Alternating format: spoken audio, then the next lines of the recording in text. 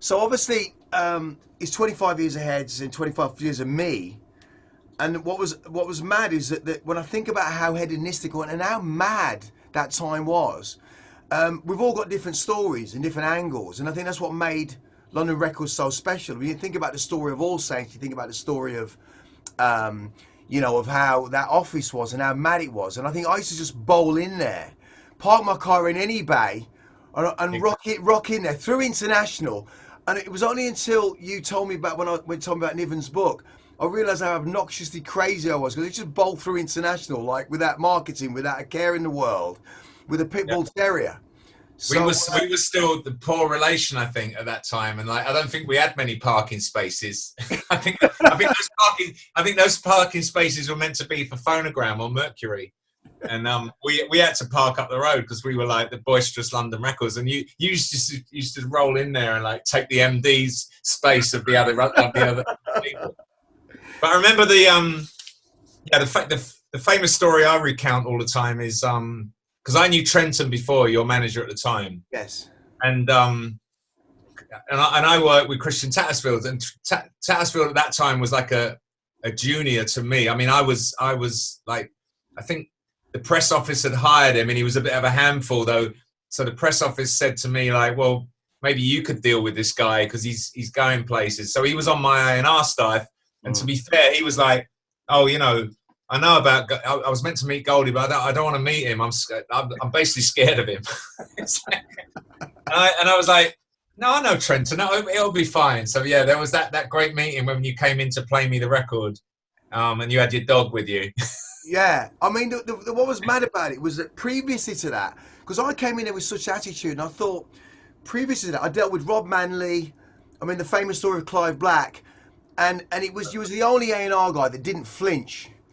Exactly. You sat there and you played it, and you sat in the chair, and it was quiet, and I thought, he either really hates it, or he's just thinking, that dog. And I always remember asking you, I mean, years ago, saying, why did you sign? He went, well, you had a pit bull terrier in the room staring at me. But what I do remember was the fact that you said... Let's just remind people that that's because you played me Timeless, and it's 20 minutes long, and it's got a long intro for a start. But actually, look, listening back to that now, just earlier, I don't think it feels that long anymore. I think you changed the game there. It's kind of mad when you think about it, what I designed it for in that way as a conceptual record. But it actually seems like normal music now when you listen to it in the context of where we're at, and especially where people. So many. Just going through the album again, I mean, everyone calls it a drum and bass classic and a game changer, but I mean, you went way beyond drum and bass on that album. You went back to your soul roots. That's another reason why I connected with it so much, because I was an old soul boy. Yeah. And then I remember we hit it off big time because I think I was the only A&R guy that you'd met that knew who Pat Metheny was. Yeah. But you know what was mad was that previously 2 weeks before, I'd gone to different meetings, and I almost thought the attitude was I felt like it wasn't going to get signed. Me and Rob had made it, and I'd made it up in Stevenage, and I always felt that I had this point to prove by making the record first. And I actually offered it to Playford and said, look, put it out on Moving Shadow, and everyone was really hesitant with this mad idea of it.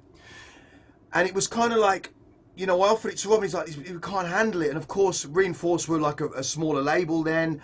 No one knew what to do with it. But what was insane about it, I felt, was that going there with this attitude, thinking it was almost not going to get signed, but it was like the middle finger to the industry. Because 2 weeks earlier, I'd gone to people like Rob Manley, and they've sat there and they've gone, and they're sitting there, and it's like 3 minutes in, 4 minutes in, and they start to kind of twirl the chair, and then they get really uncomfortable, and they start moving to the Rolodex and a set of cassette tapes of all the earlier demos they'd had. And then it's like a gunslinger. I'm waiting for them to flinch. And of course, they fold like a pack of cards and reach for the volume and turn it down and go, okay, thank you, we'll be in touch. And I'm like, you're not the person for this album. And I always felt that when we had that meeting and you listened to the whole thing, and I always remember your office the way that it was with the blinds. I came in, the dog came in before me, sat on the chair, I sat down, and we just kind of tweaked the blinds, and everyone's heads turned towards your office, and then we had it a full whack in the office. I mean, that was probably a really big day for me, because obviously that was just after that. You know, it was kind of history. I mean, yeah, there's a famous thing about A&R people. I mean, I've read, I came through an amazing time where I still was kind of in touch with some of the legendary proper A&R people, I would say. And I used to read a lot of books. And I mean, there's a famous story Anna Ertegun used to say about, how he signed people. And it's like, everyone thought he was a genius. He said, no, not really. Like some days you just get up and you bump into the Rolling Stones, and I had always had this thing where, like, Mick Clark, bless him, who passed away a few years ago. I mean, he signed Soul to Soul. I always wanted to sign Soul to Soul. He was at Virgin when Ashley signed Massive Attack. I always wanted to sign Massive Attack. Ended up signing Smith and Mighty. I mean, I always felt I'd like missed out on like those important artists. So when you walked in my office, as mad as a fucker as you were, I just felt, oh my God, thank you. Like, he just walked in my office with like a pretty important record. Like, and I don't know what sense we're going to make of this, like in the charts or financially, but I do know one thing, that this is a really amazing record. So that's like, yeah. Well, the other thing about it was, we bumped into each other. I know, but what it was mad about it was a 21-minute record, and we had to. It was about how to reverse engineer it, because how do you, like, we've got to take a single out of this. We literally had to chop. I don't think you really wanted to do it at the time. I think we went through.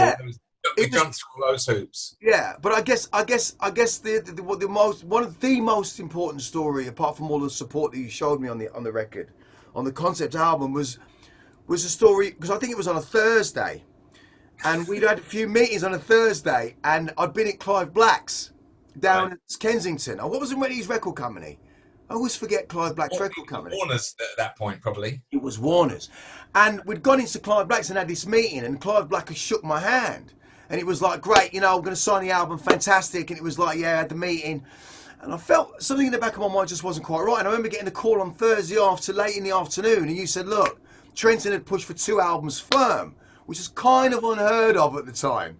And I think you were getting spanners thrown at you from, we're going to sign his... Tracy or Roger. For 2 albums firm. And we met in England's Lane on Friday morning. Do you remember that? Opposite Nelly Hooper's house. Yeah. And it was at Maria's old cafe. And we went in there and just did the deal at about 8:30. Like, we're going to do this. Let's get the contracts ready. Let's call David Glick, who was the lawyer at the time. And I always remember that... Who became my lawyer, actually. Did he become your lawyer? There you go. There you go. So the idea of... and there's another story with David, which it was interesting. But what was amazing about it was that I had to go back to Clive Black was furious. It was like, we had a deal. I said, you guys make deals all the time. You always shake hands. That's what the record industry is. And I said to him, listen, man, seriously, stop it. I said, listen, have you heard of Elmer Fudd? Because what do you mean, Elmer Fudd? I went, you shot the wabbit, but you didn't see if the wabbit was dead. You know what I mean? I shot the wabbit. I signed Timeless. But you didn't see if the rabbit just got up, walked out, and got 2 carrots instead of 1. So, that was that. And I think the other thing moving on from that was the fact that you believed in a record. And of course, it was, I think Kill Your Friends was bang on the money when you think about the idea of that second difficult album. Do you know what I mean? But going back to time, there was a lot of there's a lot of humor in that book and a lot of exaggeration, but obviously there are some things that were quite poignant. I mean, I remember the second album of like us going through the whole craziness of the first album, and I think you and I I don't know if it's politically correct to admit it, but we both thought we were going to do something with the Mercury Prize because it was like the first, and then we didn't get it, and then your old mate from Bristol got it the year after, which was great, but we thought maybe we should. Great for the music, but I felt it was like, I don't know whether it was someone had fucked up in the office by submitting it, or the date, or something was with the date. Yeah, something was wrong. It's a bit of real technicality, but of course people. I think a lot of things happened to you subsequently after Timeless came out, like just in your life, and like. You became this larger than life character, particularly on the London scene, as well documented. And then we sent you up. I remember you wanted to go residential for the second album. And was it Bridge Farm? Rich Farm, yeah, Rich Farm. But I always, I think we've got to go back to Timeless. One of the probably the most, the funniest thing, which why I called you and said, give me his number, and you said, right, you're not going to do anything to him, are you? I says, mate, I want to thank him.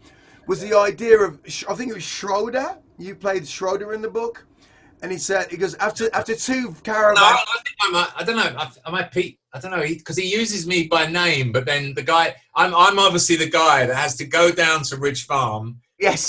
take Laurie Cokel and Colin Bell or whatever it was to listen to Mother and like that crack that if you thought Inner City Life that time it was something like check this out and then the intro of Mother's like an hour Oh, long. it was like I think the paragraph said something like after two caravans go down there and DJ Rage extends his hands like marbles darting around his cocaine head.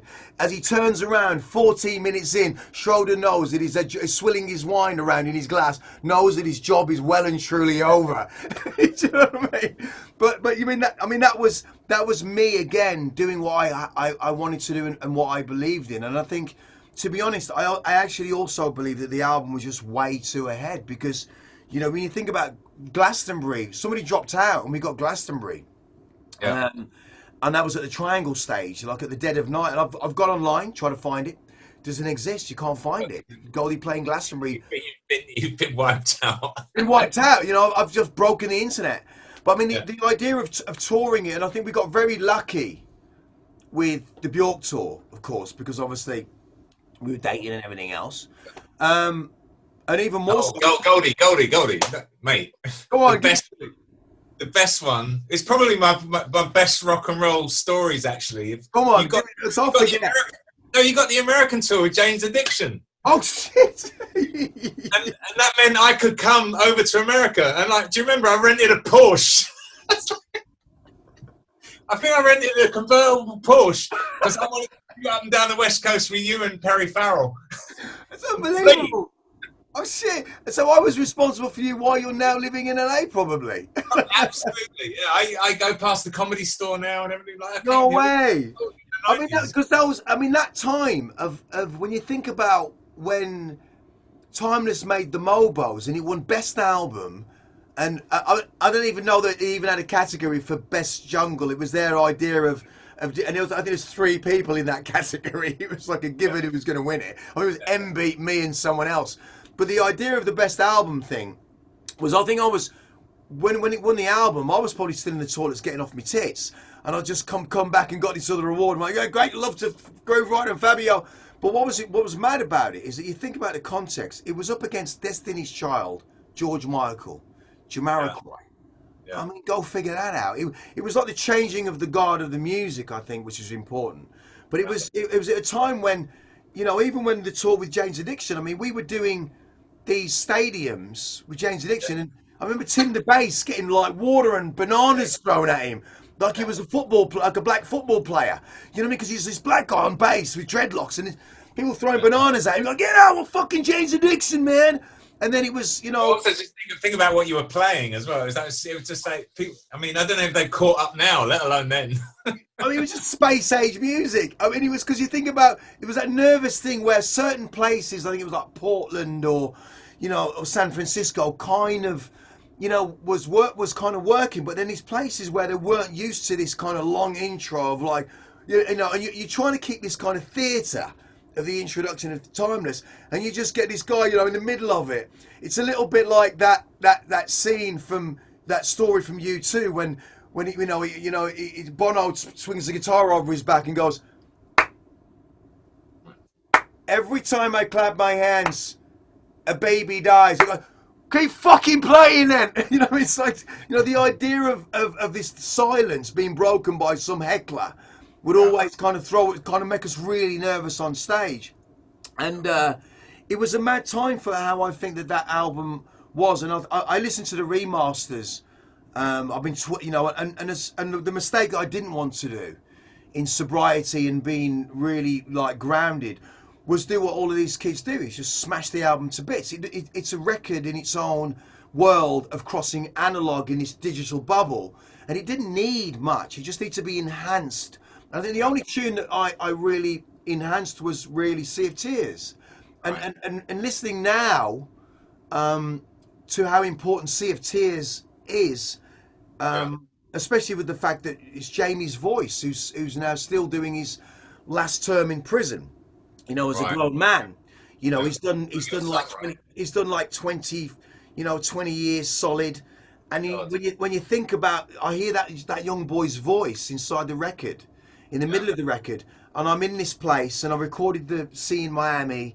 So I think that record is even more a Pat Metheny record Yeah. now than then, really. So yeah, I mean, I think also just reminding people, we're talking about 1995, and you probably made it in '94, right? 1994. 94. Yeah. I remember going with you to Rob's flat.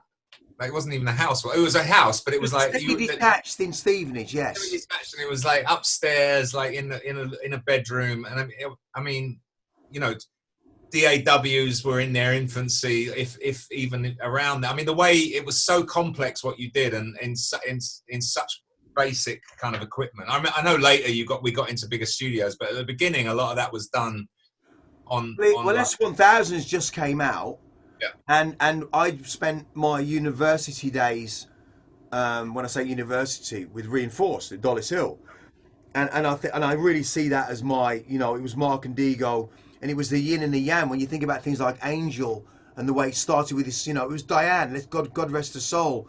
I mean, Diane. If it wasn't for Diane, I mean, this album wouldn't have took flight, because Inner City Life, we wrote that together. And the way she went out for a walk and came back, and she goes, "I've got this great line here," and I'm like, "I've got this other great idea," and it was weirdly enough the way that I wanted to create the record that slowed down time, and if you yeah, listen to it, it would seem like it was 10 minutes, yeah. and it kind of did that in a lot of ways. And even now, it seems even more poignant. But Diane's voice, it wouldn't have been what it was without Diane, God rest her soul.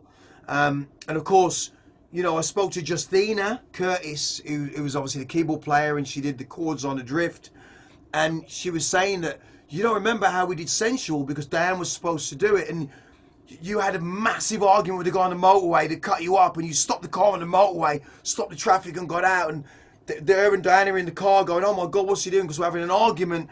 And I got back in the car, and me and Diane was screaming at each other, and Diane says, "Why, that's it, I'm off the fucking tour."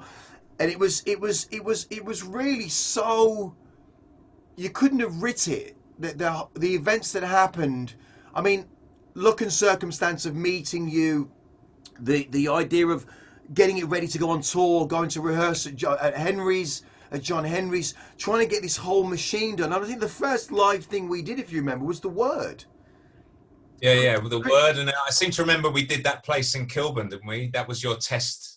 Wasn't that the first public show? The first public kind of show. And I think the idea of getting, you got Mel Gaynor, which is another intrinsic part of it, when you think that studio in St Anne's Court between Wardour and Dean, I'd go there to meet Mel Gaynor, to meet him about drumming on the album.